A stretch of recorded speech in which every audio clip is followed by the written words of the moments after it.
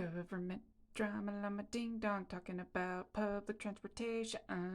Specifically, public transportation in Russia. And let's start with the metro in St. Petersburg.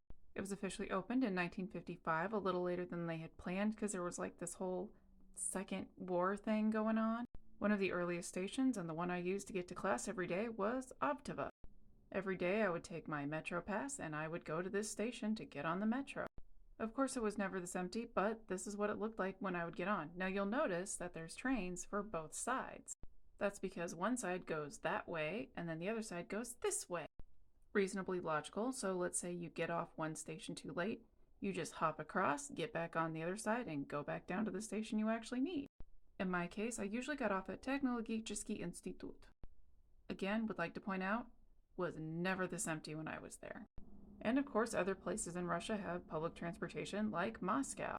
The majority of my time I was in St. Petersburg, but I did go through Moscow and check out their stations. A lot of the metro stations, especially the early ones, have a lot of ornate decorations and artwork. Some of the stations may look similar, but for the most part, they all have their own unique little design. Some of the entrances are above ground, some you have to go down escalators or stairs to get to them. They pretty much run all day from like 5:30 in the morning till like 1 in the morning. And there's usually a car about every minute or so. I think during rush hour it's like 90 seconds. I will say this was my favorite mode of transportation in Russia, and I don't really have any complaints aside from a couple instances, really. In May, it will be the 90th anniversary of the official opening of the Moscow Metro. I'm bringing this up because as much as I enjoyed using the metro system there, it is not lost on me that part of what helped build this was forced labor and starvation. Lenin viewed that, building this whole subway system would be sort of a show of the superiority of socialism. To get this done, though, it would require some changes. Stalin had multiple 5-year plans. His first one was going to industrialize Russia.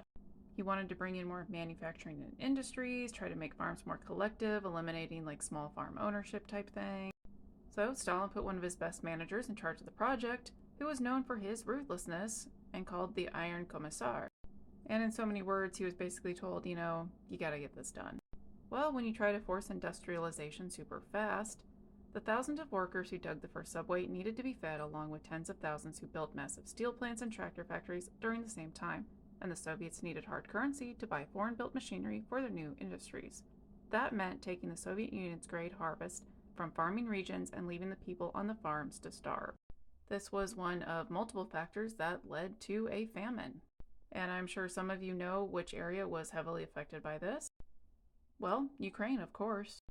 At the height of the 1932-33 Ukrainian famine under Joseph Stalin, starving people roamed the countryside desperate for anything to eat. In the village of Stavshish, good gracious, I don't know how to say that, a young peasant boy watched as the wanderers dug into empty gardens with their bare hands.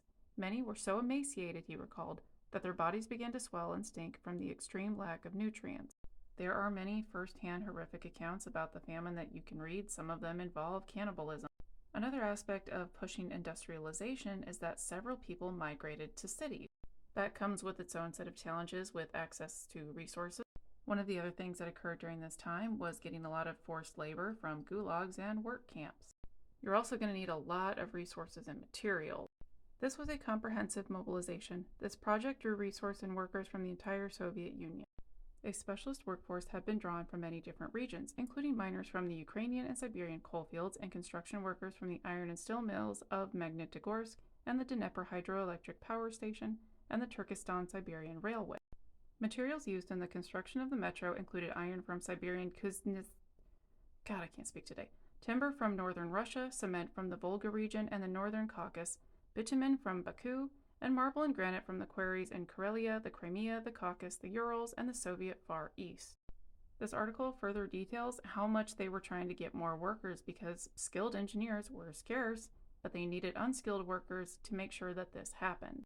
Part of this was targeting the younger generation because of its strength and youth. In their frenzy to build a communist utopia, Stalin and the Bolsheviks exploited slave labor to a degree unprecedented in history. Quotas of arrests were used to fulfill the labor demands of Stalin's program for industrialization. People were arrested at random and forced to confess to fictitious crimes. Arrest by decree, sentence by decree without trial, no possibility of appeal. In the over 4 decades of its existence, 18 million Soviet citizens are estimated to have passed through the Gulag. Even after Stalin was gone, they still used these camps for political dissidents. But I want to end on this last paragraph here. Stalin's USSR, like Mustache Man's Reich, was supposed to last for eternity. The sacrifices of Colma, Norilsk, Vorkuta, and the countless other camps in the Gulag were meant to fade into oblivion, the glorious ends justifying the barbarous means. The camps and their victims were supposed to vanish into history. We were never meant to remember. We can appreciate the Metro for what it is, its art, its history, but we shouldn't forget the sacrifice and loss of life that was needed to bring this to fruition.